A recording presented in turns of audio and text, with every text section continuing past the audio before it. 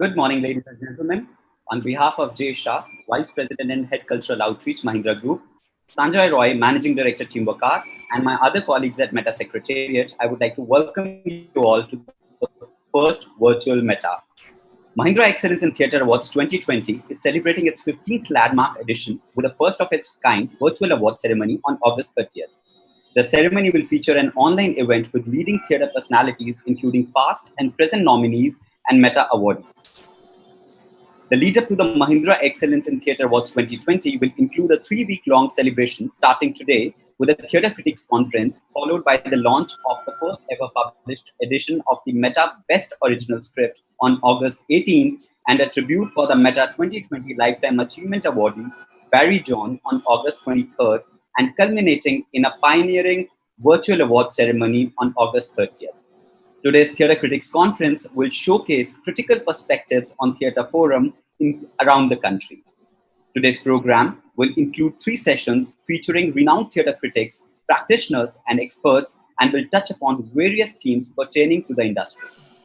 Each session will be followed by a Q&A. The themes of the session for today are the impact and state of theatre in India during COVID-19, self-censorship in the arts, and the need for critics.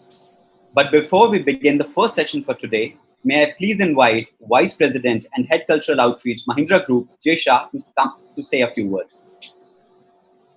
Thank you, Suraj, and good morning to all who have joined in today for our first pre-award activity for Meta 2020. Our plan for this landmark year for Meta, the 15th glorious year, was thwarted by the pandemic.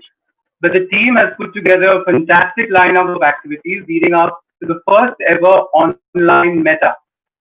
On behalf of the Mahindra Group, I would like to express our deepest gratitude to the panelists for all 3 sessions today.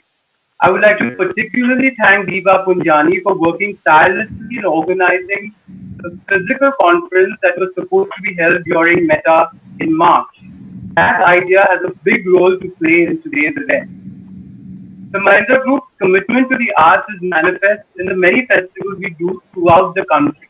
From Kabira in Banaras to the Blues in Mumbai, these festivals have helped to shape our thinking and our brand over the years, and we are thankful to the arts community for being part of our endeavors with such aplomb. I urge all of you to attend the programs we have planned in the days to come, concluding with the Meta Award ceremony on August 30th. But I will personally miss the physical festival greatly. I am confident that our online plan will ensure continuity until we are able to resume the festival in Delhi again. With that, I am looking forward to today's discussion. Let's go on with the show. Thank you again. Over to you, Suraj. Thank you, Jay. Mahindra is a great example of how a corporate can exhibit its love and regard towards the arts. And we all in the arts fraternity will always be grateful. Many thanks. Our first session for today is the impact and state of theatre in India during COVID-19. Our panelists, M.K. Raina, Neelam Mansingh, Quasar Padamsee, Rashmi Dhanwani, and it will be moderated by Sanjoy Roy. M.K. Raina is one of the India's most celebrated theatre actors and directors. Having graduated from National School of Drama in 1970 with the Best Actor Award, he has been working in the theatre and film industries since 1972 all over India, across languages and traditional styles. His association with rural and urban theatre forms across the country has helped him develop a unique style of storytelling. M.K. Raina has produced over 130 plays in 13 languages. Our next panelist, Neelam Mansingh. Neelam Mansingh Chaudhary has a master's degree in the history of arts as well as a diploma from the National School of Drama. In 1979, she moved to Bhopal and began working with Rangmandal, a theatre repertoire attached to the multi-arts complex Bharat Bhavan. In 1984, she moved to Chandigarh where she set up her own theatre group called The Company.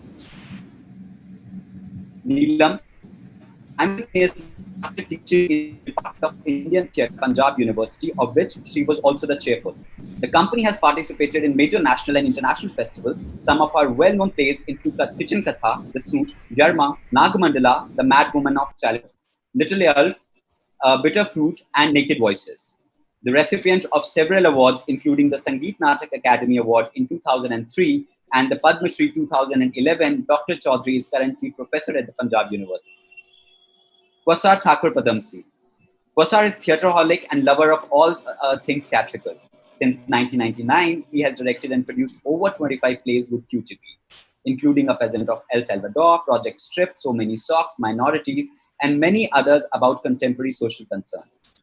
Internationally, he has worked on Tim Supple's A Midsummer's Night Dreams and the aerial drama Mind Walking. He is a founding member of THESPO, a youth theatre initiative, and at present, he is also serving on the festival committee of Tata Literature Live, the Mumbai Lit Fest. He works as a lighting designer, stage manager, leads workshops, and is a passionate crusader for the survival of theatre in the public consciousness. Our next panelist, Rashmi Dhanwani. Rashmi Dhanwani is the founder of the Art X Company, a strategic consultancy for the cultural sector focused on strategy, audience development, and sector research. Prior to founding Art X, Rashmi has worked with NCPA Mumbai, Breakthrough in Delhi, DNA, Kala Ghoda Arts Festival, and the Goa Project. She holds a master's in cultural and creative industries from King's College London. She has also been a recipient of the Art Think South Asia Fellowship in 2011 and 2012, a participant fellow at the Academia Program of Carnegie Hall, the Juilliard School, and the Whale Music Institute, a scholarship grantee of the Jane Tata Trust and Charles Wallace India Trust, and a 2017 Global Fellow of the International Society for Performing Arts. Rashmi has also founded Arts Cultural Resources India, a network and platform for cultural professionals in India and South Asia. The session will be moderated by Sanjoy Roy. Now, may I please invite Managing Director, Teamwork Arts, and the moderator of our first session, Sanjoy Roy, to take it forward from here. Over to you, Sanjoy. Thanks so much, Suraj. And I just joined Suraj and Jay in welcoming all our wonderful panelists and all our audiences from the theatre community watching us on Facebook and YouTube. I wanted to just start by paying tribute to, in many ways, the founding father of contemporary theatre in India, Ibrahim Al-Qazi, who passed away last week. And I'm going to ask Neelam, Mansingh, and M.K. Raina to say a few words just in his memory. But before that, I just wanted to also take the occasion to thank the Mahindra Group, Anand Mahindra, Jay Shah, and all their colleagues for continuing their belief in theatre and the arts. This is a time that even as the economy tanks around us and the impact of COVID-19 is upon us, and I'm going to ask Rashmi to touch upon that in a bit, we're seeing that nobody really has the time or the energy or the vision to understand the dilemma that artists and artisans across the country are facing at this point. We believe that there are over 10 million jobs at risk. There are about 400 million people across India who owe either a primary or a secondary income to the arts and the cultural economy. All of these are at risk, and in India especially, the creative sector unfortunately falls between 7 different ministries in the government of India. 7, not 1, not 2, not 3, but 7. I know this may sound quite bizarre to many of you, but this is the fact. And it's because of that that we are seeing that there's no real focus on being able to provide any kind of support, either to the independent artist or to the artisan out there who, as we know, if they do not perform every day, or if they do not sell and create their wares every day, the result is they don't eat. This is an insecure environment that we work in. The arts does not have access to neither finance, nor banking, nor schemes of government. They are hugely neglected. They continue to contribute to local economies. They create jobs in more ways than we know. And most importantly, the intangible aspect of the arts is enormous. And it is really that that we need in some way to applaud. People forget that when an artisan makes a humble diya or a clay pot on a potter's wheel or weaves a simple rug or a piece of cloth. It takes you 1 million times to do a particular activity to be able to create muscle memory to make that. So that little clay pot that you see that you tend to have your chai in, whether it's a cooler or whatever, and you dismiss it. It's somebody's work that has taken years of perfection to create. Similarly, whether it's a Bharatnatyam dancer or a Kathak dancer or a theater performer or a lighting person or a sound designer, a costume creator, a set person, somebody behind the stage who's just lifting the fly bar, each of this is a skill. And those skills today are at risk for a whole generation. So Meta, really, we decided that we must go digital, irrespective of the hazards and the difficulties and the fact that the contribution of energy, which primarily is the core of a theater experience. Despite all of that, we said the show must go on. We must be able to show that despite the odds, we're able to do this. And a big thank you to the Mahindras for believing in this vision, for accepting that in some small way, by being able to telecast some of the earlier plays, by being able to hold the awards night, the Meta Awards night, the annual Meta Awards night online, we will be getting some amount of resources to those companies, to those theater people, to the people who really need the help today, not tomorrow, not next year, not in another scheme at some other point, but today. That is the need of the moment. So thank you all. Thank you very much for making this happen. And really to our theater stalwarts and all our panelists and all our viewers, thank you for coming on board. Can I start by asking MK? I read a very beautiful tribute that MK penned on Ibrahim Al-Qazi. It wasn't the usual tribute about how wonderful and how magnificent. It was a tribute which was real and true and human about a student and his teacher, and at a different level about two equals. MK, a few words on Mr. Al-Qazi. You know, he left National School of Drama 43 years back. The very fact that the entire nation is paying tribute to this great man itself says is about his contribution. If you look at the landscape of India, everywhere, countryside, in small towns, in big cities, you will see students working and only dedicated to theatre work. You rarely find a teacher like him. You can learn your skills from any drama school, any department of drama, can go anywhere. But to mold you to be an Indian human being. Why I say Indian? Because I realized over a time period that he had understood us so well, that what backgrounds we come from and what he has to make out of us. And yesterday I was just thinking a metaphor of me. I thought he was a very hard road roller who used to really make dust out of his students and then gradually put little water into it, make a beautiful clay, takes things out of it, takes sand, little pebbles out of it, till it becomes a very, very supple clay. And then he used to start molding us, giving us forms and shapes, which meant that while he was teaching us, his eye was on us, our personalities, that we are not going to be just, technical professionals. What was very important for him, he used to make you look at the socio-political situations. I'll give one example. He was teaching us Bertolt Brecht's Mother play, which is based on the Russian Revolution, obviously a Bolshevik revolution, based on the Gorky's novel. He taught us all class struggle, Marxism, everything. And on the 7th day, he said, don't go out and say everybody that I'm trying to make you communists. This is in the play.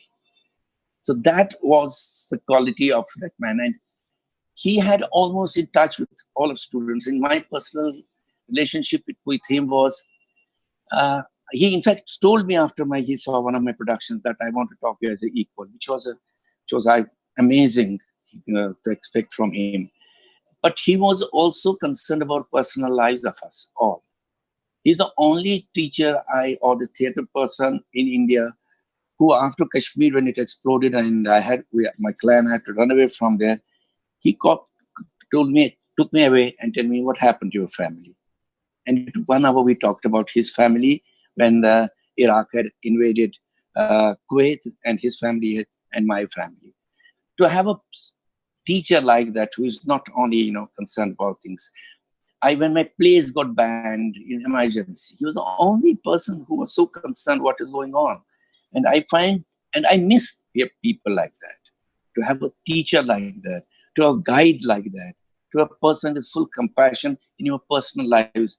I mean, his donations and his contributions were so secret, you hardly knew what he was doing. He never advertised. He was such a strong man and such a simple man and such a honest person. Honesty is the most important thing. And he was amazingly, impeccably honest about his personality, how he's been looked after, and anything he did at the school or outside National School of Drama.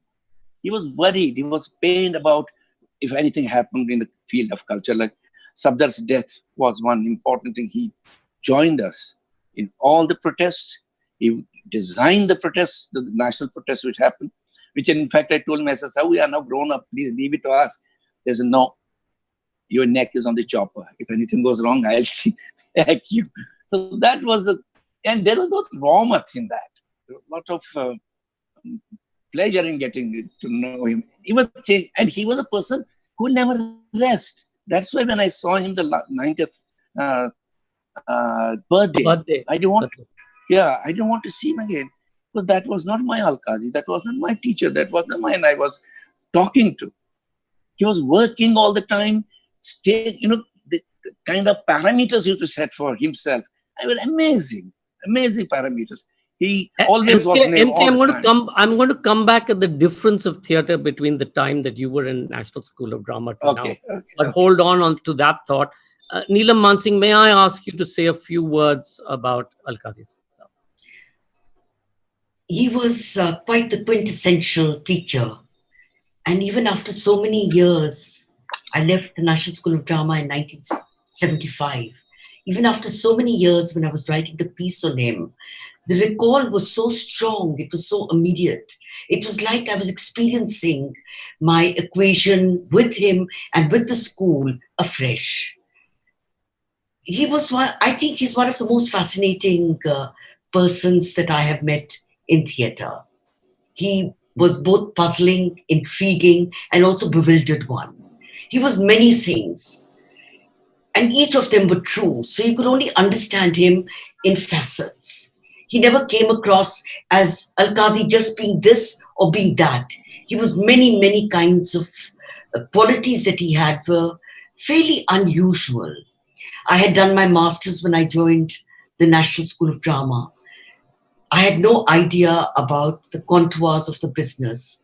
The word art was floating around in my head, but I never really knew what it meant. But the most significant thing that he taught me was that it was not a hobby class.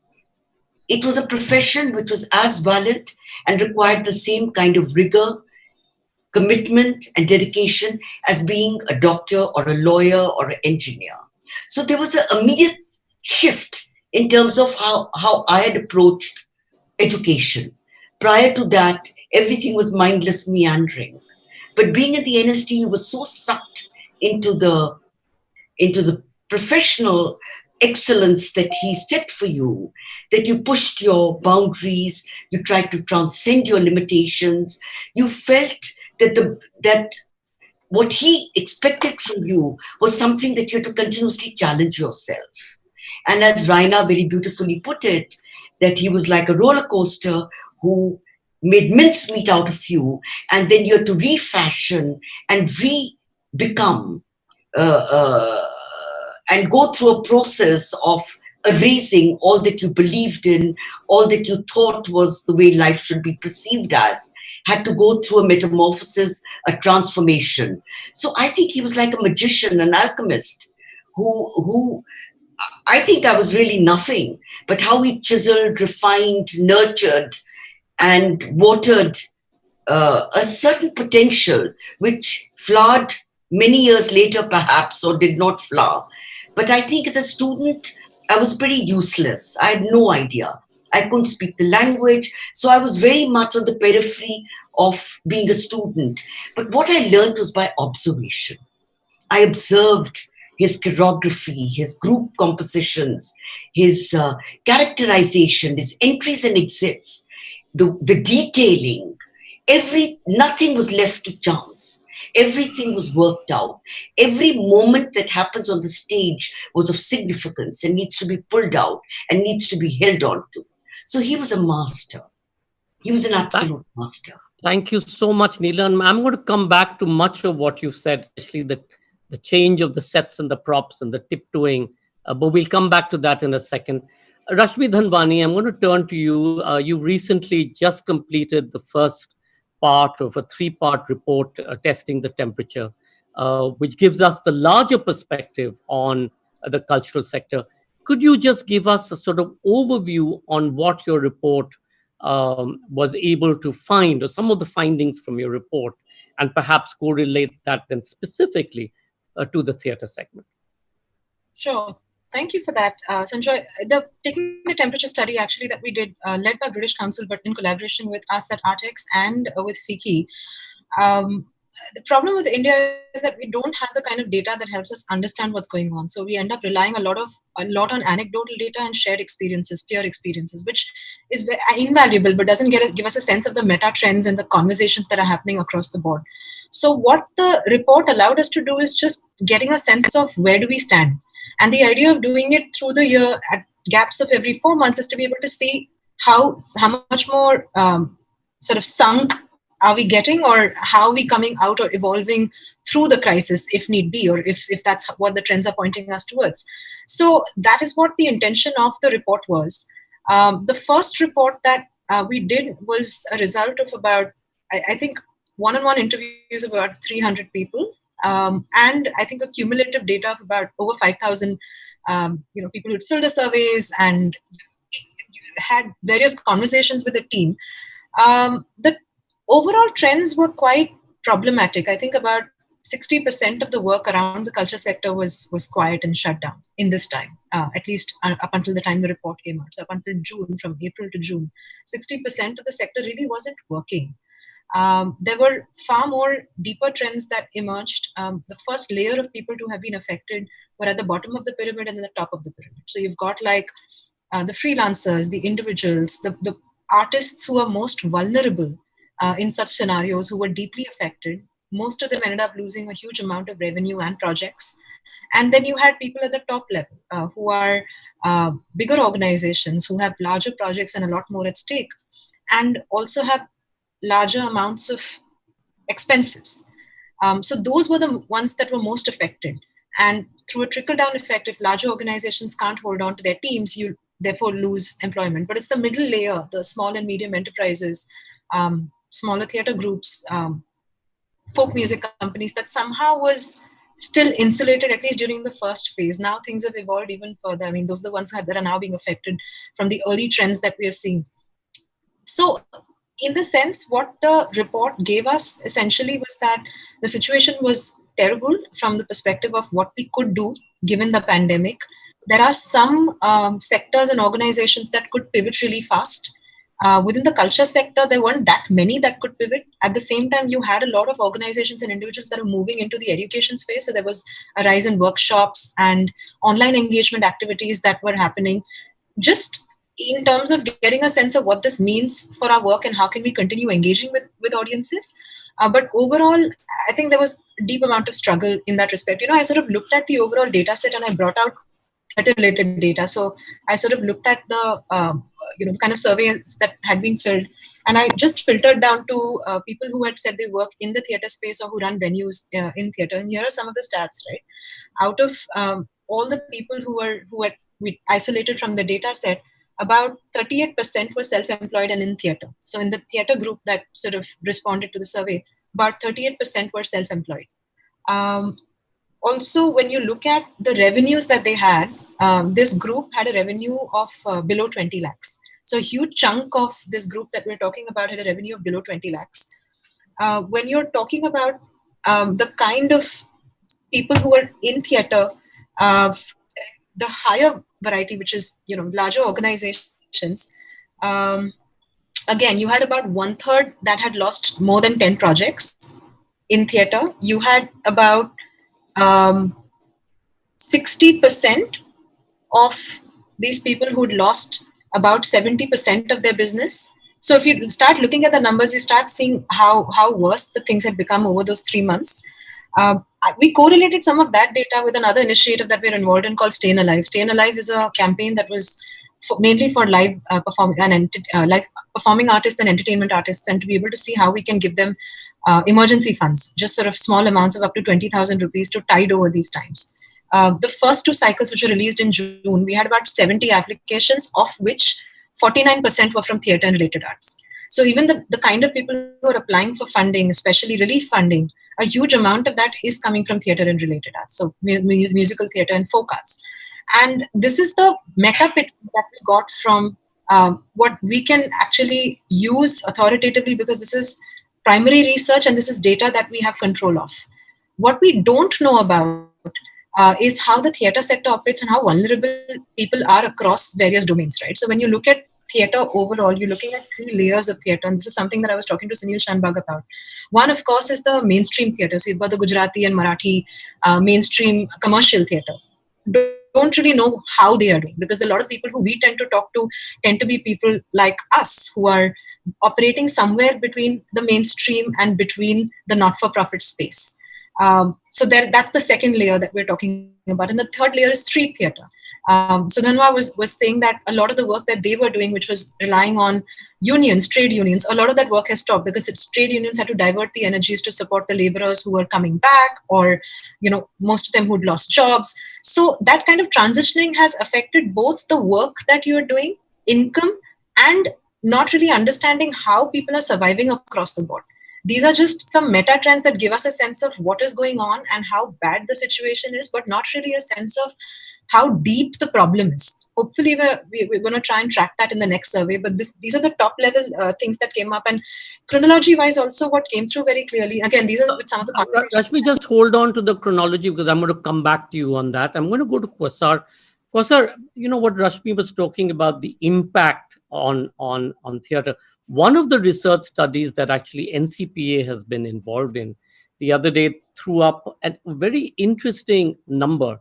It said that for any one person, be it a dancer or a solo performist or a stand-up or whatever, it needs 33 people to get one person onto stage. 33 people. So this is the person sweeping the loo, the front office, the backstage hands, and yet when we had a conversation with theater artists, in this case actors, and you ask them, so how many people do you think it required to get you onto stage? Most of them said 5, which included the director, the producer, maybe the lighting person, maybe the sound person.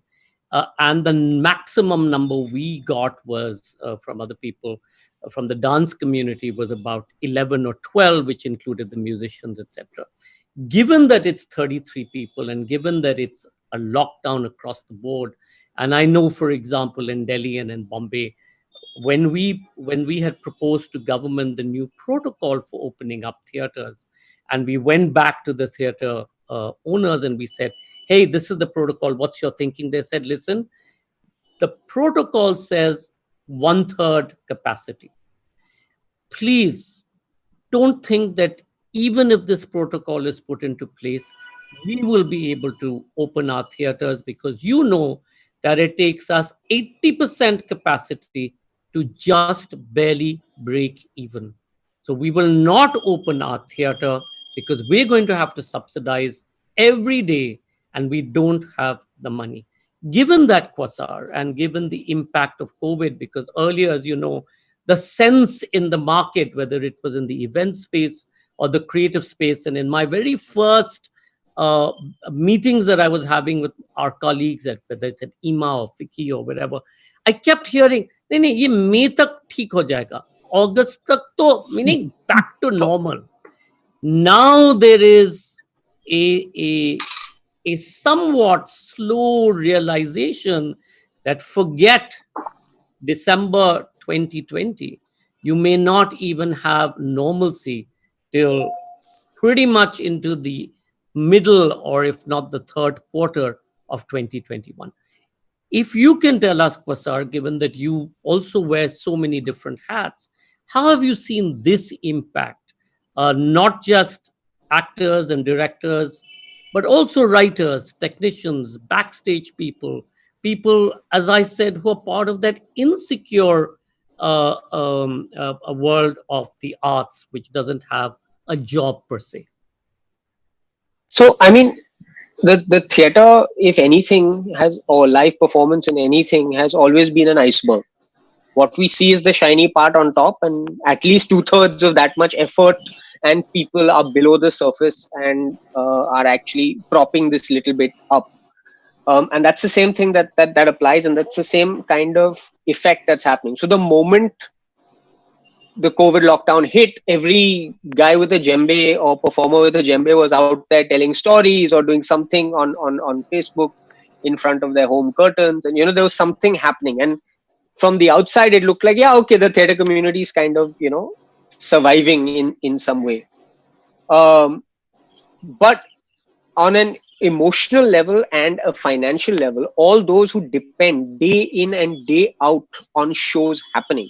There are some of us who are, I mean, the only word to use it is relatively privileged, where we all live and work in the theater, but we don't necessarily draw a livelihood per ticket sold or per performance done. And we are fortunate in that way. But there is an entire system of people that actually exist based on, if I do a show today, I get paid, or whatever. Lighting technicians and stuff like that. I mean, a lot of them have had to move into other industries, and this happened really quickly. This happened in 3 weeks or 4 weeks of the lockdown happening, because they don't have that that cushion that allows them, or that buffer that allows them to wait this out even for a month. So a lot of lighting people have gone into selling vegetables, because that's what people are buying, and nobody really wants me to focus a light on someone anywhere. There are other performers who depend on this thing. They've gone to selling fish, because no one's coming to their classes or anything that they would otherwise subsidize their art with. And that is a major concern going forward, because it does. I mean, this lockdown happened at a really weird time for us within the arts, and I speak primarily from a Bombay perspective, but I think there is a kind of trend that's happening around the country as well. There are more creators, more spaces, more interest from ticketing portals and investors and other kinds of organizations than there have ever been before within the theater, right? There has been more interest, and we seem to be coming into a new kind of era that we were on the cusp of. And suddenly this has happened. In fact, yesterday I was listening to a conversation between two stage managers, and Toral, who works at QTP. She talked about how she didn't want to go and study stage management, because what was the point of going abroad, studying it, and coming back? There was no application here. But Satvika, who's about 10 years her junior, has gone, studied, come back, and is now a professional stage manager in Bombay. I mean, in India, and that's fantastic. So we have slowly started evolving this world. So for COVID to come at this time is a bit of a problem. As Akarsh Khurana joked wonderfully, he said at the end of April, he said, this is the most profitable month for theatre we've ever had, because we have no shows. Normally we lose money during shows. No shows, all theatre companies are doing well, which is one way of looking at it. On the other hand, the theatre generally has got by on very, very little. So when we restart, we again are used to doing lots with very, very little, and with a lot of energy and a lot of love. And I think that will become the paradigm moving forward. But I do believe that the theatre is going to lose an entire community of people that were that were depending on it, and that now they can't. For example, in Bombay, there's the struggler concept, right? Like where the actors come and they spend 7 or 8 years trying to make a career, and then they make the career and they've done the hard yards, and now they are kind of stable again. They're just about surviving, month on month and whatever. But now with everything getting wiped out again, it means all their savings are wiped out. I don't know if they have that stamina to do that struggle again, to restart, to try and put that together. And a lot of them have left and gone back to their hometowns.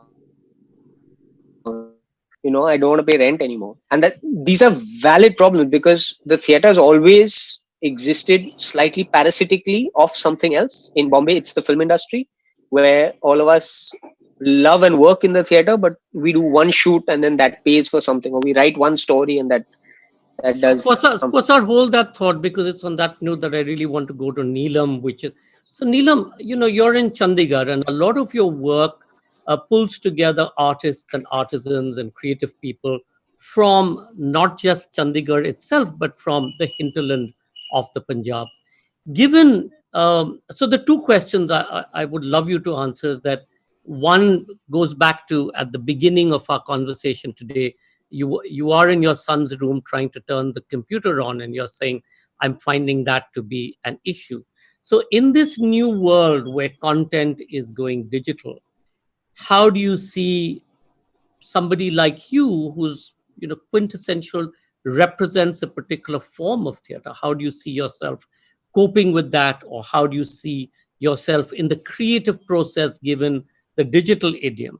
And the second, which is the earlier part of the question I'd like you to address, is that given your worldview of where you come from, and given that you were in Chandigarh, which does not have access, as Quasar is saying, to the other part of what theater is to Bombay, which is a stepping stone to other possibilities of earning. And I'm not talking about vegetable selling or mango selling, but really in terms of television and working in the television and the film world. How is it that your colleagues in theater, or your artists and artisans, were able to so completely dedicate their lives and their times to the world of theater in the way that you were able to construct from them?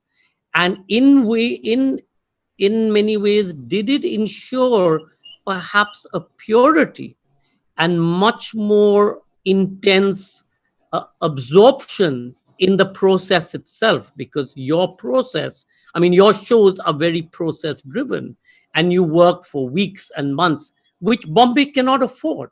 Bombay, you can do 3 to 5 weeks at best, given different schedules, because you're doing television and other shows, because you're earning every day. How do you see that earlier world now juxtapose itself with the world today? My generation is a refugee to technology. We were not born into technology. We picked up a certain amount that was practically useful for us. Now, suddenly to find that the digital world is perhaps the only world through which we are making connections is a bit scary. I think that, I see a lot of stuff happening in this medium. Are we going to become poor replicas of the film industry? Is that what is the template available, or what we see in front of us? I think that new systems have to evolve. New methods have to evolve. We cannot use the digital media as a substitute for what theater and its values are all about. Because theater is about touch. It's about intimacy. It's about contact. It's about a group of people being in a space, as a collective in a space, breathing, responding, creating. Now, to feel that has been taken away from you because of the virus, and new systems have to develop. Now, the whole process of how you develop those new systems will require a complete overhauling of all that you believed, imagined. It will be like being on a clean slate and doing a rethinking, like what happened maybe 100 years ago. You know, when a training process started for what you call modern drama. You know, whether it's Stanislavski, Meyerhold, or Brecht, I don't know. I think these are really very serious. Are we going to continue? Are we going to continue in this space? Like, for example, I remember recently reading on the Rigid's The Plague all over again, where he said that even when the plague disappeared from their country, the fear of that plague became so embedded in their memory that whether they were opening a trunk or whether they were opening a cupboard, that fear never left them. So these actually linger and cling on to your being. So these are very serious questions. I can't see myself, you know, like, for example, when institutions were shutting down, I was at the National School of Drama doing a project with the third year students. And then within 2 days, I had to come back and I had to create a work module for what they could do wherever they were staying. And I found it very interesting how the theme of contagion also entered into the improvisations that I had structured for them. Suddenly new content was coming into the work.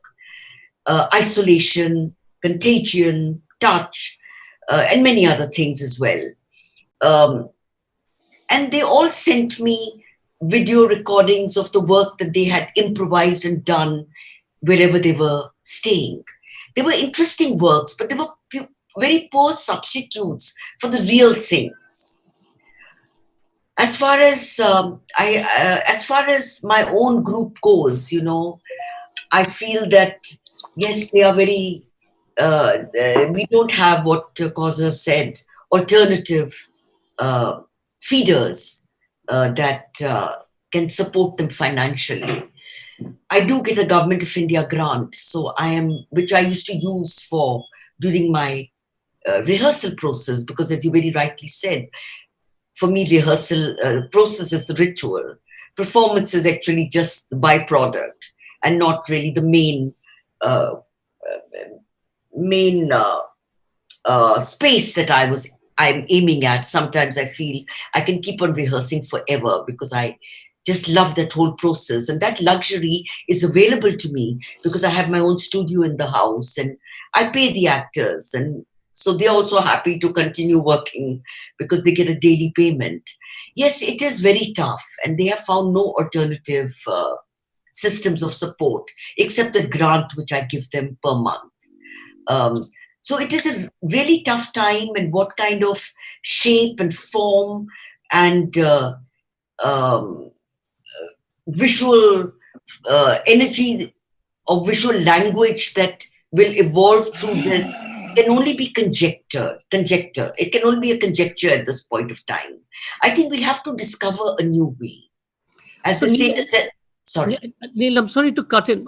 You know, I mean, theater, it's really about understanding love, loss, conflict, contradiction, and so much more. It's about community. And that's about community, and it's about that sharing of the energy. It's like in this Zoom, in this Zoom format, it doesn't work. This working. It's like what is happening on the stage. What is that invisible thread that the actors release, which binds a separate group of people coming from different walks of life, different sensibilities, different attitudes, different things that they're looking for. What is that invisible thread that binds them and pulls them in a cohesive whole to what is happening in the performance? Some people take away the narrative, some take away the images, some take away the mysterious uncertainty of emotions and loss and grief and whatever. So I think it is a lost space.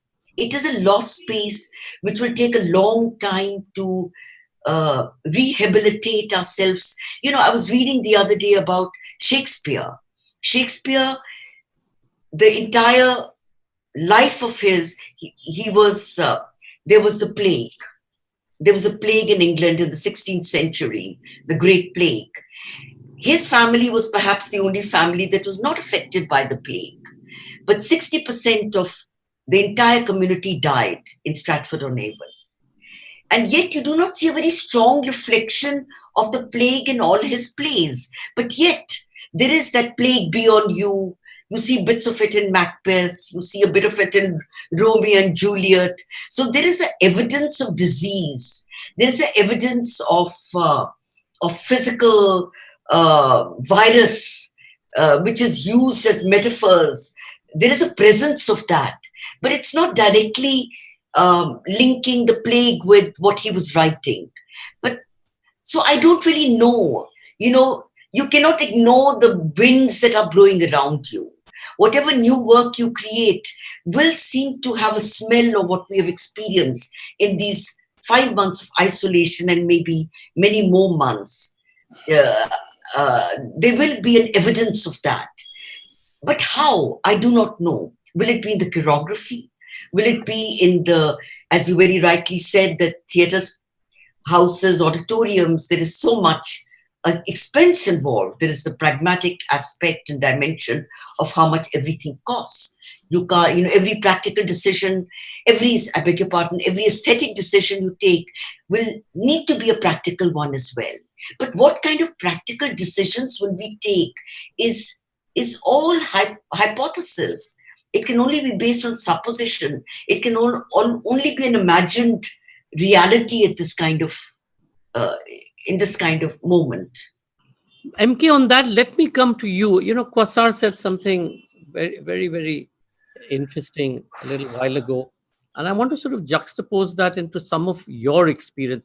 MK, when you came into theatre, you came from Kashmir, as you've written very poignantly, and I hope you're going to read your memoirs based on something that you started soon. The world of theatre was very different there. You had, and Ibrahim Al-Qazi, who strode the earth like God and was able to throw your assignment out of the window and make every girl cry or every boy cry or whatever it was. And he was able to rehearse the backstage hand and get them to tiptoe so that, they weren't heard, which is, unheard of in today's theatre language. And yet, the extent in which the National School of Drama has been able to perhaps contribute to the idiom of theatre across the country, be it in Kerala or Begusarai or in Jharkhand or in Madhya Pradesh, you've really seen a flourishing and a coming of age of theatre in the Northeast, in different parts of the country. What I want you to look at is that pre-COVID, where did you position, or where would you have positioned theatre? As Quasar said, perhaps it was the coming of age. There was people of, whether it was the book my shows, wanting content to be able to create ticketing opportunities, whether it was the Z, whatever it's called, Z theaters, wanting to buy your content to be able to showcase it, etc. There was perhaps that sort of tipping point where theatre was really coming into its own, the Mughlai Azams of the world. I forget the name of the shows in the Kingdom of Dreams, etc. But that, with COVID, do you feel that there is an opportunity actually to now step back, to look back into what perhaps has happened, and in many ways look to the future in a very different way, and use this time to pause, reflect, reboot, and innovate? Yes. You see, the examples you gave are mostly, the urban examples, Mughal Azams and what is happening in Gurgaon, the Zingaru and other things. But if you look at the general landscape of Indian theatre, it is a poor man's job. For these 4 months, I have been worried about the students I know, the juniors I know. Are they surviving or not? We created a little fund. We bought, food items, transported them in Delhi to people. Can they pay their rent even? Things are, some of them ran away and they're in the village. So somebody said also. There's no comparison. See, there is no kind of a shamiana over us in theater. As I always make a metaphor, I say this, that Indian theater is the largest voluntary enterprise in the world. We earn from somewhere and burn somewhere. And even after so many decades of my theater, I have started getting worried about when I have no assignment. Nobody's going to ask me to work. So creatively, I may be innovating things, which I will tell you later. I'm trying to do this, but they are not going to be what bring things into my kitchen.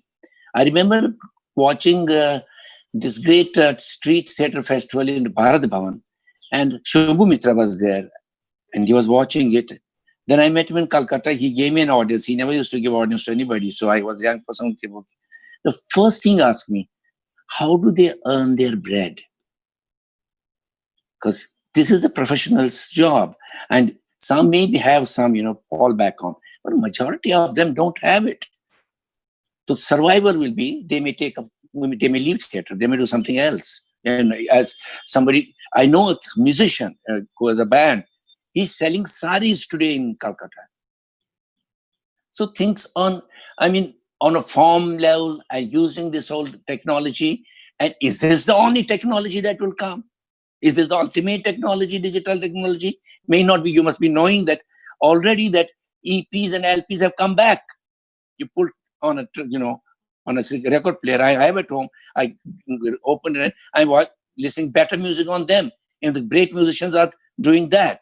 So the question itself is, the technology itself may not survive the way it is. So it is like after matter of a Mahabharata or a World War, what has happened. I mean, imagine 40 million jobs US has lost. They used to make 1 hour one war aeroplane. They could not produce anything to save their citizens. And I read a very, very disturbing article about the whole system that has collapsed in the US, which is the great example of it. So ours is, we see, there is no canopy. There's nothing. Individually, we are all thinking. But even I must thank you that you are bringing some people together. We don't even meet. We don't talk. There is no voice of culture here.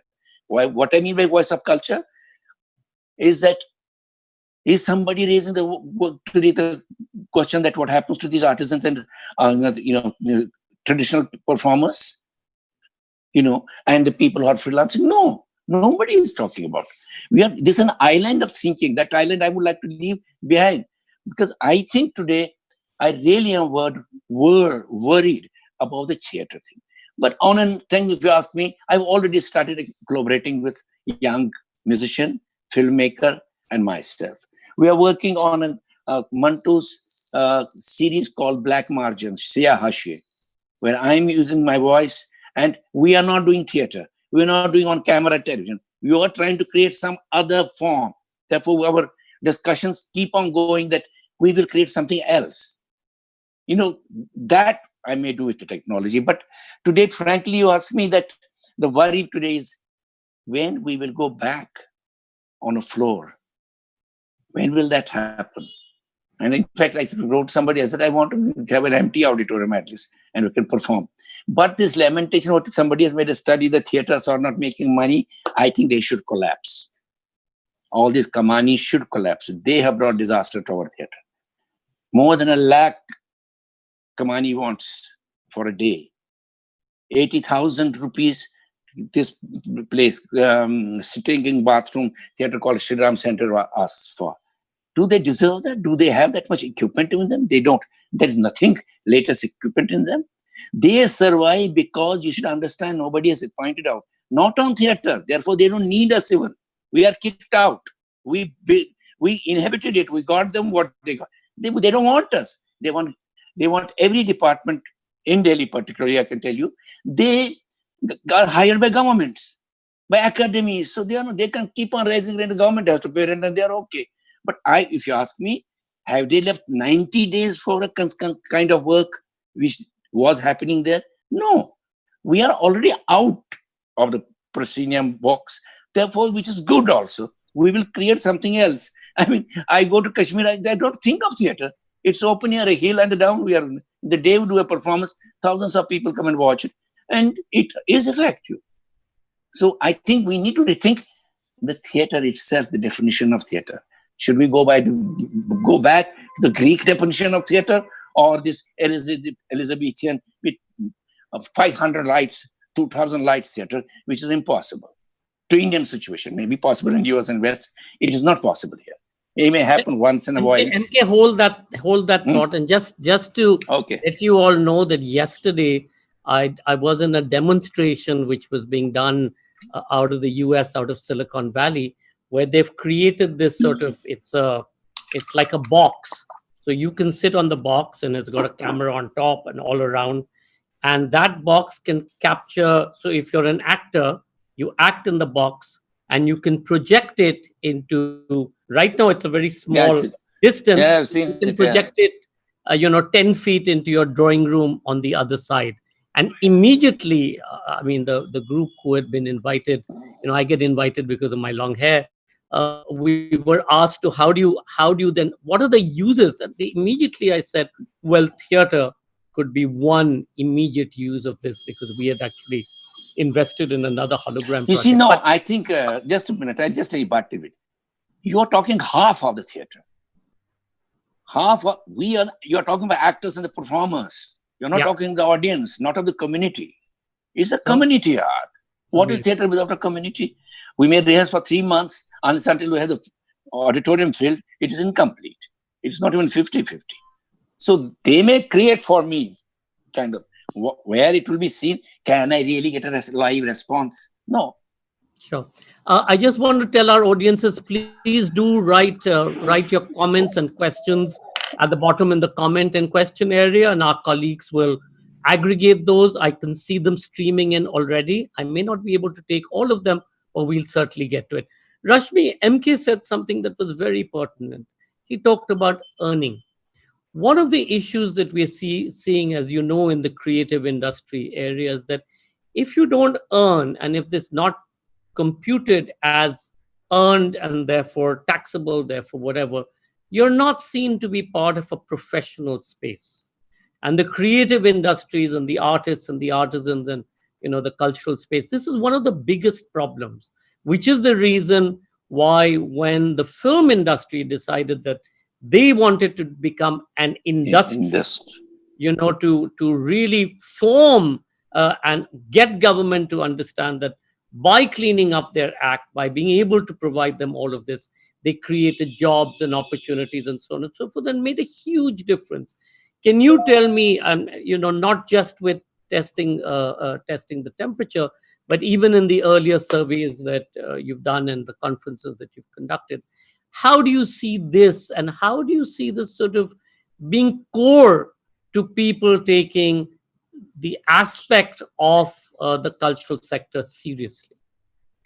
So that's a very good question, Sanjay. And I'm going to take a sort of big picture view into it to first understand how do we understand the sector, right? In India in particular, for culture comes as an arm's length funding that culture must be supported. There's a very paternalistic idea of support for culture. Globally, the conversations have moved into various territories. The conversations have moved from state support, providing infrastructure, to people's culture, to now it being called, a term that I abhor using, is cultural and creative industries, where you're instrumentalizing the arts for other benefits. So talking about jobs, talking about revenues, talking about both tangible and intangible impact of the culture sector overall. When you look at this approach of how we understand culture or how it's been supported, that's one paradigm. The second paradigm that we need to understand is the ability of any subsector within the larger culture sector to sort of assert itself as being meaningful to society, and therefore its ability to demonstrate value in response to that. So let me give you an example, since you spoke about film, right? Film became an industry, but what they managed to do after that is only formalize sources of funding coming into it. There are still huge gaps when it comes to support for, everything from spot boys to junior artists to nepotism. You can talk about it, right? But there is at least Andho ke Nagri mein Kana Raja kind of situation where film is faring better than most of us because it's relatively or seemingly more organized because of the industry tag. But that's a debate for another day. But let's look at film as an example of that. Film has the ability to scale up. Where does film get its core audience? And this is where I'm going to connect. Let me take my word back. What I mean by audience is the community that builds films, which is the creative community, right? And I want to connect that to what Quasar very earlier on said, that theatre has existed parasitically. I think theatre needs more credit than that. I understand that it exists parasitically, but the fact is some of the best work that has come in cinema has come because of training in theatre. And that is something we don't acknowledge. So when we look at that correlation, you realize that theatre as a space does not have the ability to scale up. Does it mean it doesn't have value? And this is where the model emerges of, there's one model when we look at the culture sector, is called the core, the concentric circles model, where you look at what's at the core of the culture sector, which is the heart of the creativity, and that what emerges out of it. So within the core, what you have is the makers, the making is at the core. So theatre, writing becomes the core. The distribution, the sales, the production, the editing, advertising, all of that becomes the peripheral, of which around that core. So if you look at that model, and if you're able to sort of talk about theatre or dance or some of the models that are subsectors that are not able to scale up, your entire understanding of the value that theatre provides goes far beyond the amount of money it makes or the amount of people it employs. So I think when we're talking about value for theatre, it needs to be looked at it from that paradigm, which often doesn't happen because we don't have sector studies in this country when it comes to theatre. You have culture studies, you have pedagogy related or practice related information and conversations that are occurring. You're not talking about a larger organizational way of how do we look at how theatre is evolving and responding. I want to connect that with a couple of points that I'm sort of themes that I've picked up from both Neelamji and MKG.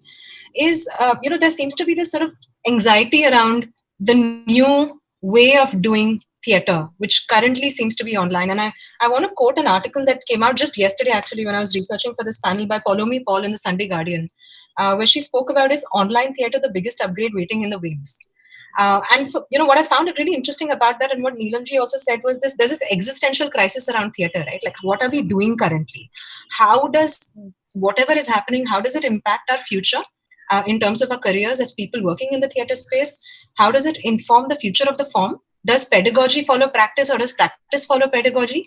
I'm just putting down these anxieties because I think when we're talking about the impact and the state of theatre, it's important to talk about the internal conflicts that we're dealing with.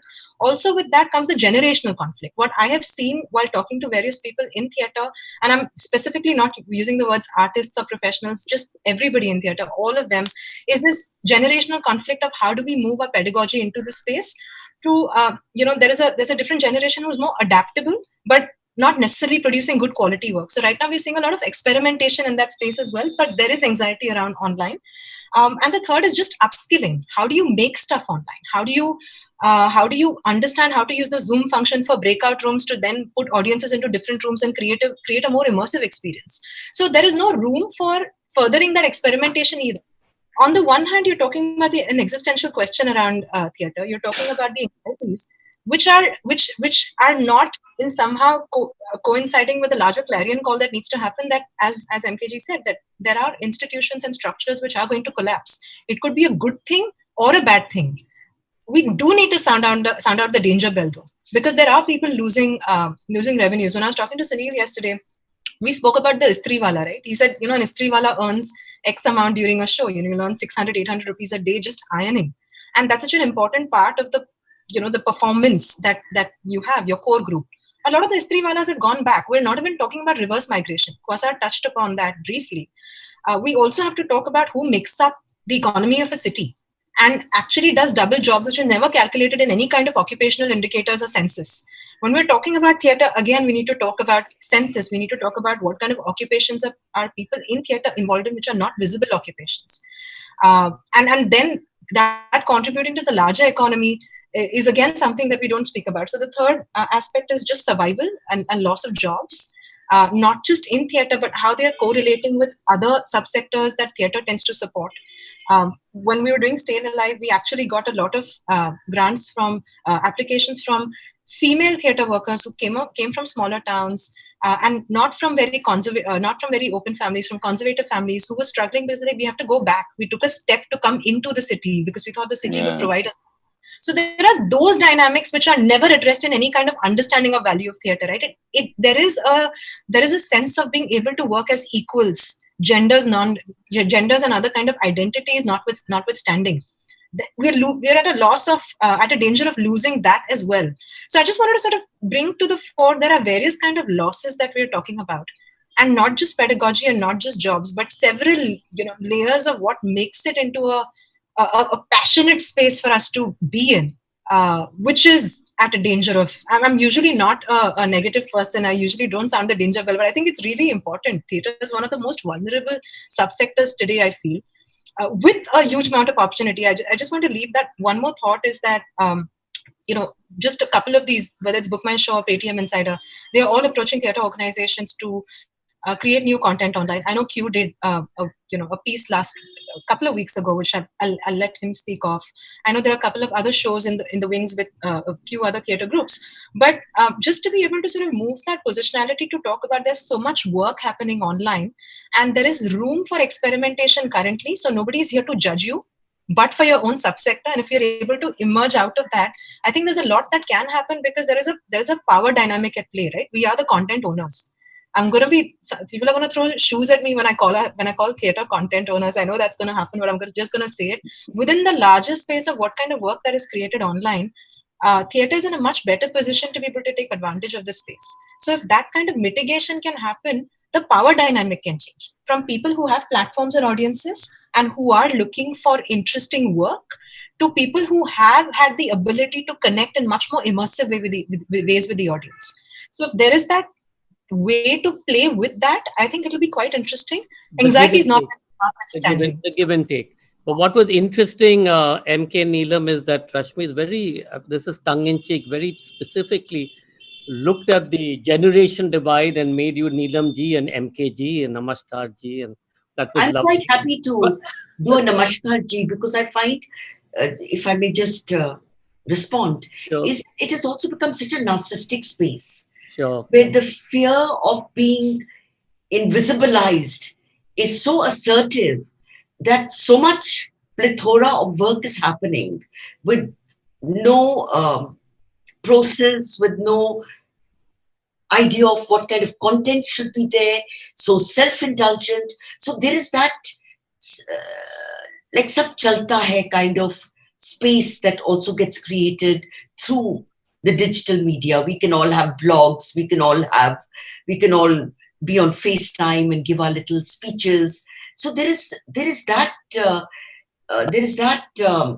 very unnecessary space that gets created, which can also somewhere diffuse and dissolve the whole.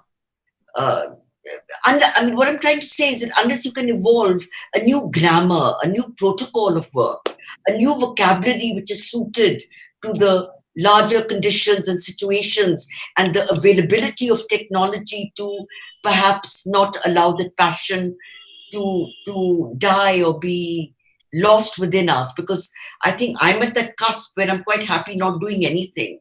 I'm quite happy doing nothing. What I'm really worried about is the younger generation. They must not actually feel that this is a space jahan sab chalta hai. And also it's not giving any money. So till we can link up some kind of Just hold, Neelam, hold, and MK, I'll come back to you. Quasar. So Rashmi and Neelam have said, some very interesting things. We're talking about, let's look at excellence for a second. And one of Neelam's thing is that, sab chalta hai. Again, if you go back to MK and Neelam and the world that they occupied, or the space that they occupied, which was under the tutelage of somebody like Ibrahim Al-Qazi, who was so conscious of excellence, about perfection.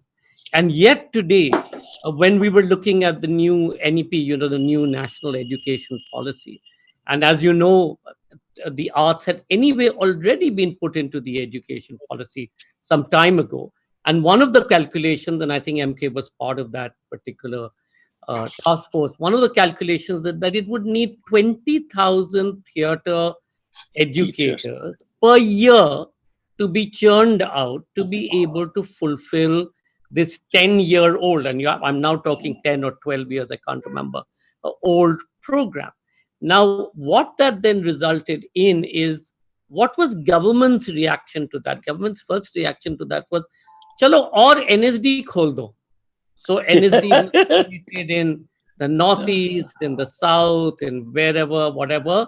And every time in the task force, I remember twice I asked the question. I said, but, NSD's role, if you look at theater, is to create excellence in the performing field, in the excellence in the theater form, in the art. It's not about education, because for education, you need a different kind of skill set.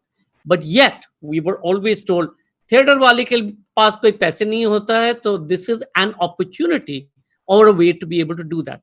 That then led, we've seen, to a huge flourishing of not necessarily the NSDs of the world, and I'm not talking about the fly-by-night theater programs which you run for, a couple of months of the time, etc.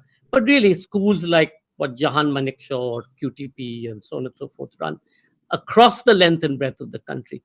But perhaps where again one needs to focus on is, are you all churning out excellence in the form of theater?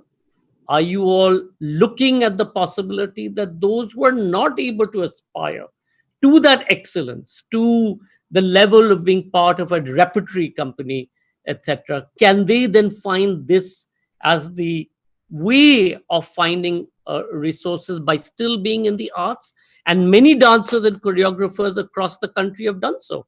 I mean, the Ashley Lobo dance companies and the Shamak Towers and whoever, they're churning out, dance teachers more than just performers in Bollywood, etc., by the millions. And it's really created a huge new acceptability of dance as a profession and as a way of being in school. So how do you see that, Quasar? And therefore, today moving forward, how do you see this, the possibility of what Neelam was saying, this new democratized space, which allows excellence, mediocrity, new ideas, and banal ideas to coexist in a chalta hai space, borrowing from what Neelam said, in the chalta hai space.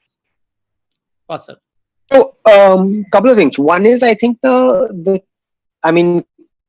when we're looking at the internet or online as a chalta hai space, it's also got the bad rap, right? Like it's the baggage of what has been happening up until now, right? Like just generally, from a performative, of a live performative kind of view, the medium is actually only 5 months old. We are as a community of creators of live, 4 or 5 months old, as a set of, we are all still figuring it out.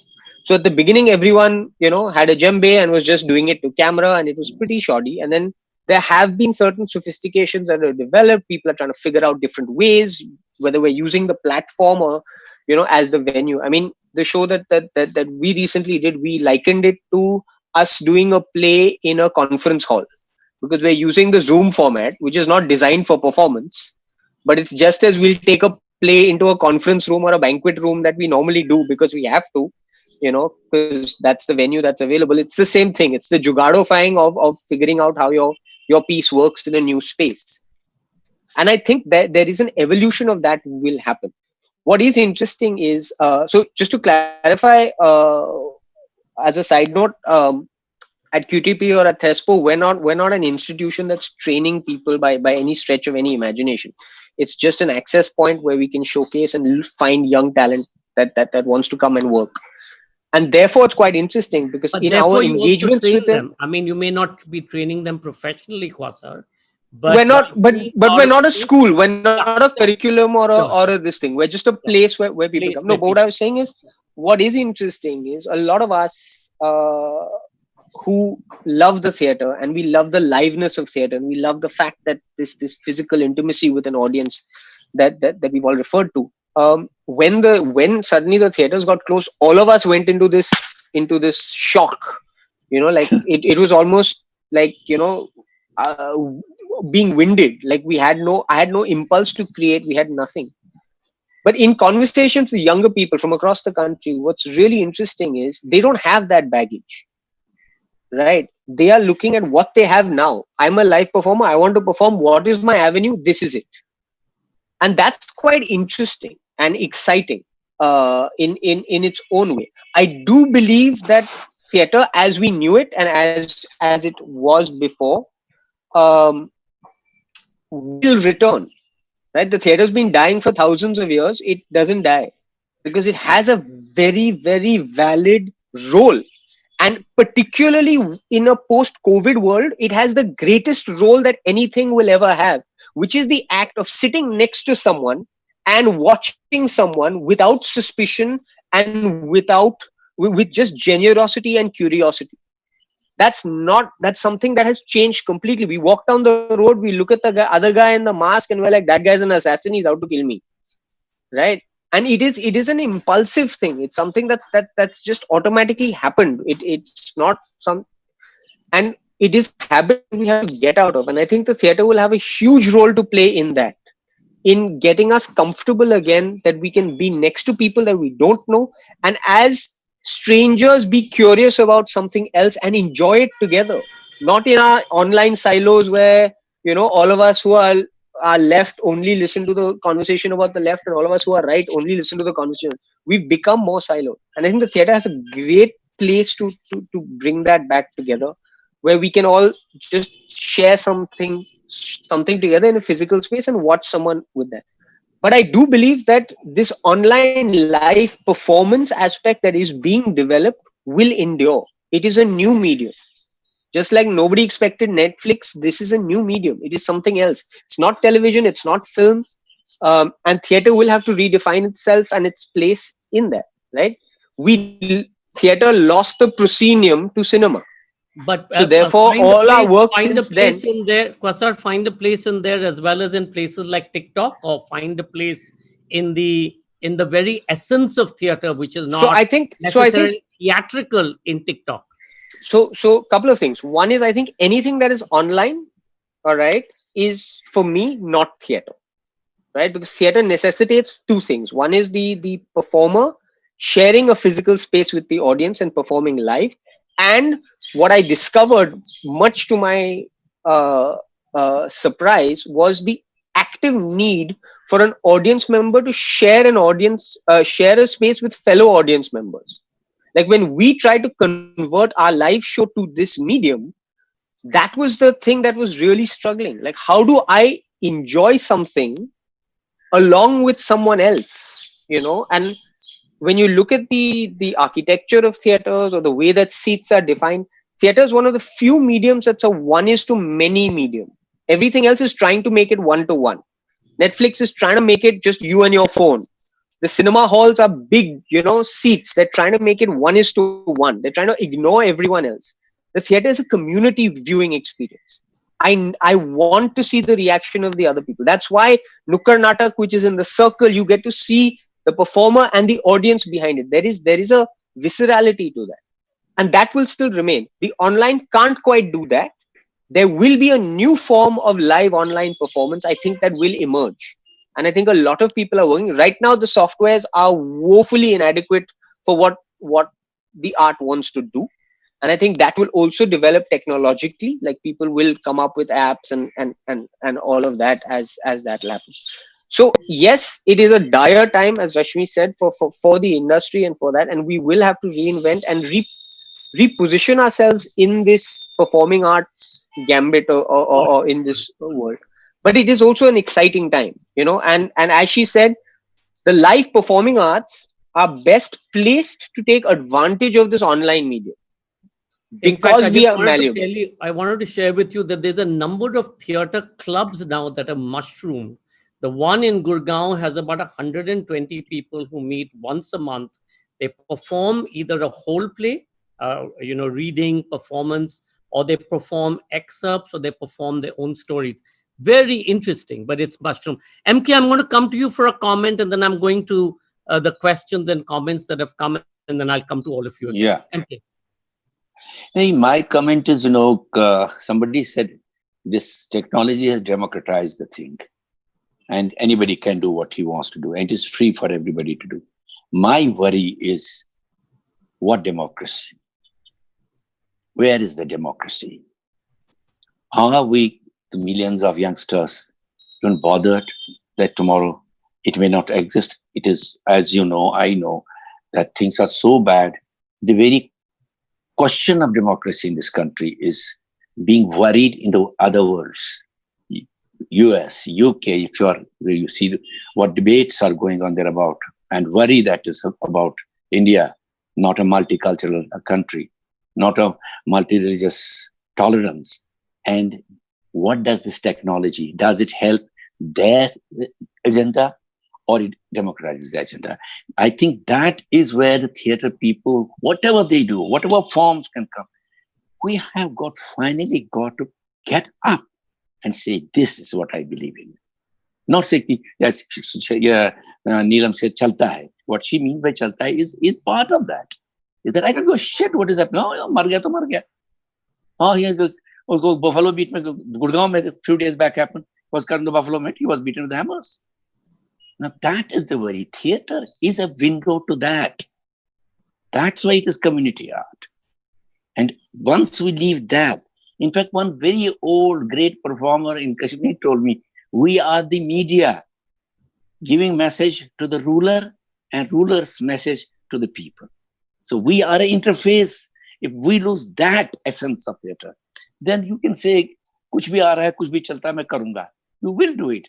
But maybe part of that is today that we are all unemployed is because that we never thought about these things.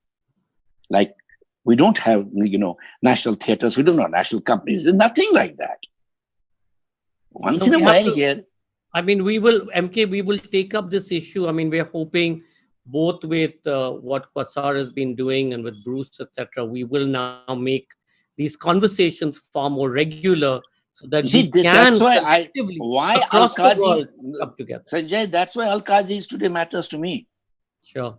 Because he never gave his political opinion, but he made me aware of all kinds of socio-political, pressure points, where are the safety valves of society, how you have to do, at least worldview. That is very important. I think that we are the interface. We must intervene in that also through our work. And that is where the democratization of the technology is there. But are we using it for democratic strengthening of democracy? I'm going to quickly go through some comments and then come to the questions. So Asha Kuthari Chaudhary has said, responding to Roy, the new NEP needed to include undergrad and postgrad programs leading to BFA and MFA degrees. Once these become part of institutional education, the entire training scenario would change, would feed both itself and the theatre. Absolutely. I will come to Dadi's question in a second and Popat's question. There is, theatre as a performing arts has no priority in the planning and process of the economic sector, private or public or governmental. It's always a low priority which must take care of itself. Joy Sengupta says, in music and dance and fine arts, individuals' solitary experience and practice can give you results, but not in theatre. Without a community collaboration, it cannot exist in its purity or impurity. Maya Krishna Rao says, there's a whole new world of possibilities that can emerge if we enter the virtual world, much like a bull in a china shop. There is a whole different kind of liveness that is possible to generate online, wholly different from what we have experienced in a real scenario. I have experienced it, and I feel I have only touched upon it, upon the tip of it. A question from Dadi to the panel. There's so much suddenly and mostly free online that there is a fatigue of trying to filter out what is good or interesting for one And where are the sponsors who are willing to pay to make new content? If here is a group of, say, even 8 persons, how do you get them to one place to create this and also be able to pay them transport costs, fees, etc.? And also using ready videos of performance, what will the individual artist in that performance get if they did a live performance? All easier said than done. Any comment about how do you make theater pay for the artists online? Any thoughts? Quasar, MK, anybody? They have some musicians tried it recently. There was Yes. a ticket of 100, but it didn't work. Hardly people bought tickets. Well, So we've been trying it, and we won't say that it hasn't worked. In one concert, we were able to raise about a lakh and a half. In another program, we were able to raise about 3 lakhs. These were all, of course, for charity. We're, in fact, even as we speak, doing Art Matters Fables of the Earth. So we're trying to see how that works. So there is money, but yes, is there an automatic way? Quasar, go ahead. So, I mean, I do believe that here's where the liveness becomes a USP. One of the things about the internet is anything that happens is recorded and available for ever. So therefore, the need for someone to access it, or the need for someone to watch it at that time or pay for it or anything, is quite limited.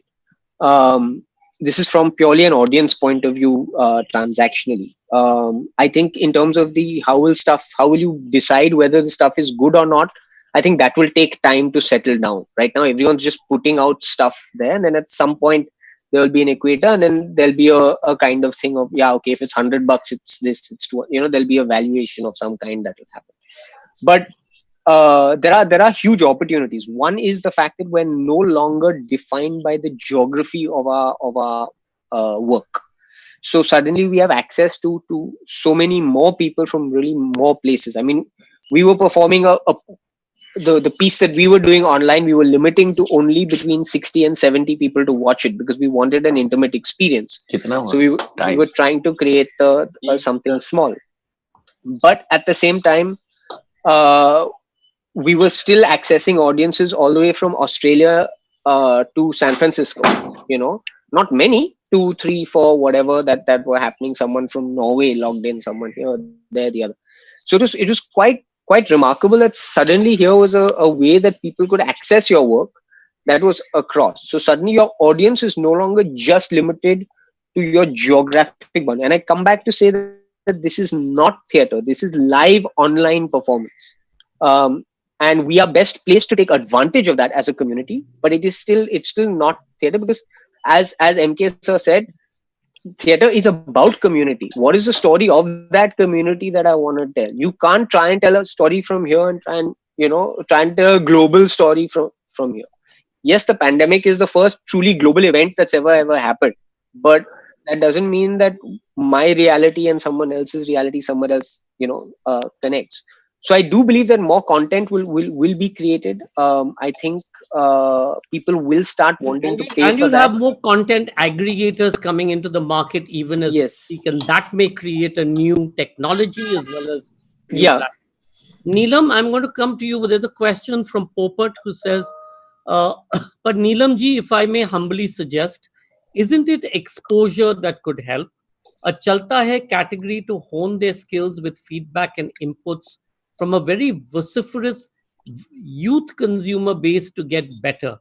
And all categories of output has its own client base and consumer base as well as in the digital space. I think, if I may quote Grotowski, who compared theatre to the Great Plague. He said, when a great plague happens, then the edifice on which your social structures are built dissolve. A father will not give water to the son. The doctor will not treat the patient. The priest will not read the last rites. The grave digger will not dig the grave. So the entire crumbling of all that you believed in dissolves and collapses. So fresh equations have to be developed. All the stereotypical cliche templates that you have about what relationship means, my husband, my lover, my son, my daughter, my doctor, my home, they all have to be rethought, and they all have to be reworked and reformulated. So taking that as a metaphor for what Grotowski said, I think when I used that word chalta hai, maybe it was just Chalta hai. it was just a chalta. Thank you, Raina. It wasn't. What I mean to say is, if we are going to find a fresh way of working, given the pandemic, because it might last for another year, it might recur. So new spaces have to develop in the mind, in the heart, in the spirit, in terms of the content. So there has to be some really, and as you know, the theatre, contemporary theatre as we know it, is not, it's about individual creativity. It's about individual ways of looking at the universe. It's not a method. It's not a system. It's not like being a dancer or a musician where there's a iconography and a canon of working. It's got to be thought afresh by each person individually and collectively. So till that new spaces is involved, and yes, I agree, let everything come out. Everyone, we all go through a journey. If I can modify what I said earlier, we all go through a process of trial and error, what to keep, what to reject. Somewhere, I think being an artist is also knowing what not to do rather than what to do. So that is a very valid journey that everyone is taking with this new thing that's been thrown at us. So, Popat, you're absolutely correct. Let it all be a space where everybody has an opportunity, a chance, a choice to express themselves. And then slowly things start getting refined and start getting chiseled and a vocabulary starts developing, a vocabulary of work. Two quick questions, and then I'm being told that we must wrap up. So Krishnendu Sahar to the panel says, how far is taking the example of Shakespeare's writing or working strategy during the plague relevant in our country now, in the time of pandemic, where theatre workers have so many restrictions and limitations, both psychologically and financially? There are theatre workers in huge numbers who do not receive grants or aid. What could let them survive practically? We aren't being enlightened by the government either as to what the artist can do to survive. Since the field of art is a luxury for the general people and not a necessity, but it is a necessity for artists. Yet, no announcement has been made considering the artists by our government. I don't know about the world, so let me answer that. To MK, a question from Manish Pratim Deka. Assam has a mobile theatre culture which is very wonderful, beautiful. Equally popular today as it was a couple of decades ago. Looking at the current scenario, is the theatre culture in the region on the verge of collapse? At present, it is. It is. There's no doubt about it. I know that theatre. It's a wonderful form. Yes. See, the fear of death, fear of state telling you have to take all permissions from the state. They will not let you do. They don't open our parks where I live here. Even now, parks are closed. So, state itself is in a confusion what to do and what not to do. And I think I don't blame them completely because they did not know what the hell it is all about. Even no country knew this new virus. So I think it is. I also believe that it should take time. It will take time. Maybe we'll bounce back, but we also have to prepare ourselves for something, new forms of working performances. But I worry is community. And Assam's theatre is all that, is a fantastic theatre. It's fantastic. Two prosceniums right next to each other and performing. And there's a mass theatre. Where the actor is a star there. I mean, like a film star.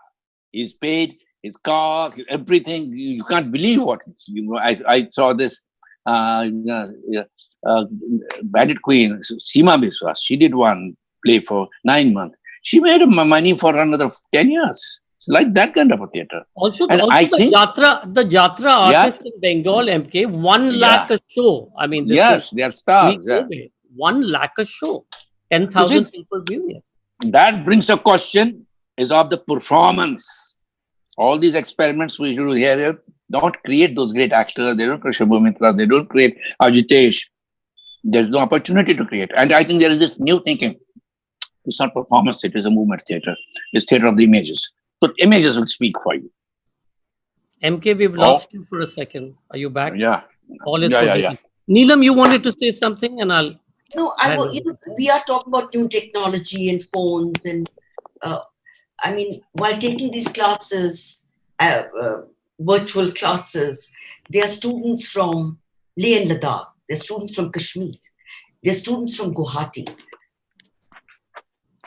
I haven't been able to look at their projects, so I'm stuck with the marking because it's part of the academic syllabus, because they cannot send their work to me. Secondly, which is very important, everyone doesn't have smartphones. Smartphones are expensive. So there are these realities. We are talking about, as Rashmi mentioned, that the whole, financial reality of what it means to be an artist or what it means to be a theatre person. But the fact is that when you don't have access to some basic tools which can create alternatives in terms of the work that you do, then how do you resolve anything? What do? They just die for what they... No, absolutely. You're absolutely right. And it's sort of reflected in what Sudeep Sen has asked. He says, you talk about monetization and fees for the artists, but currently even the biggest festival organizers who've gone online are not paying the artists, writers who they're inviting. So how do we achieve that if people on the top want it all free? You're absolutely right. And to answer Krishnendu's question, what is happening in other parts of the world? Well, in the more developed economies, if you look at the UK or Ireland or Germany, Europe, etc., they've been very large COVID-related schemes that have been made available to artists. In the first lot of these schemes, it went only to, say, the big opera houses, the big theaters, the big philharmonics, and so on and so forth, for their upkeep to be able to keep them going. Now, in the second tranche, that UK and Germany and Ireland and France, blah, blah, blah, all announced, it goes to the individual artist. So if an individual artist has earned, say, X as a mean amount in the last 3 months, that amount will be put into his bank account directly. One of the things that we've been saying to government here, in fact, 2 or 3 things we have made submissions to. The first was pretty much keeping with the Abhijit Banerjee and Esther Duflo submission, where they've said every person should be given 2,500 rupees, and that will help. It may not help with emergencies or extravagances, but it'll help at least at the base level. That's one. 2, we've been saying that if artists and artisans register themselves online, forget government trying to determine whether, like the Secretary Culture said, Sanjoy, supposing you come to me and ask me for a grant because you're an artist, how can I? So I said, how does it matter? Everybody at some level is an artist. You have to look at it. For 70 years, you haven't done the enumeration or the mapping of the cultural sector or of a person who is in the art form. You have to make something available. So then they've kicked it down the road and said, okay, if artists must, register with the zonal cultural centers, and we will do a scheme. To Rajasthan's credit, the day after we made the submissions, they rolled out a scheme for rural and semi-rural artisans. It was a very small, modest scheme, etc. And now we've gone back to say that can across the firmament, if somebody sends you their recorded material, or if you have your theaters, government theaters open, can you create a space for them to come and digitally record their work, and then you compensate them against the existing budgets that you have for the festivals of India, which you haven't spent? Unfortunately, what I hear is that now Sangeet Natak Academy's budget has been cut in the first quarter by 75%, because they've said Sangeet Natak Academy has done nothing. So we've gone to a standing committee of parliament in India to be able to bring this up. We've sent the submissions. I don't know what's going to come of it. But again, I think it's also all our responsibilities to be able to bring up these issues. On that note, I just want to say thank you so much, Neelam Mansingh, MK Raina, Rashmi Dhanwani, Quasar, for this really, really wonderful, considered conversation. As Quasar said, the need of the moment, and MK said, the need of the moment is really for us to be able to get together, to be able to talk, to be able to share these ideas. And I was very impressed with something that Artex had done in the pre-COVID era, so in the year dot, where they started putting together in a very considered way. It wasn't about individuals or organizations, but it was about policy. It was about the need of the moment for policy. And if we can do this collectively, I think perhaps we may make a difference. Even the smallest difference we know can change this entire thing. So thank you, four of you, for being part of this panel. I do hope all our viewers, I'm sorry we couldn't take all of the questions. You've streamed them away. Do join us after lunch for our next two sessions as part of Meta's 15th anniversary celebration. A big thank you to the Kamini and Vindi community for supporting us, and of course to the Mahindras. Suraj, over to you. Sanjay? Yes, MK? Just one information. Today is the 90th birthday of one of the very stalwarts of Indian theatre, Pratibha Agarwal. And there is going to be a webinar at 5:30 for her all over country. So we will announce it if you just... Yeah. No, I think that, we should mention it in your thinking, no? Yeah, we're happy to announce. And mujhe bhej dijiye, and Suraj will do it as an introduction in the next session. Okay. I do hope you're not reflecting the darkness of either your mind or the theatre community, because right now you're in black. So we would love to see you for a second. Suraj, over to you. Okay. Thank you, Neelam. Yeah, here I am. MKG. Bye. Yes, we can absolutely see you now, MKG. Thank you very much, Neelamji, Rashmi, MKG. Such an incredible conversation. I think we could have gone forever with the limitation of time. We had to pause it over here. Thank you, Sanjoy, for being a fabulous moderator.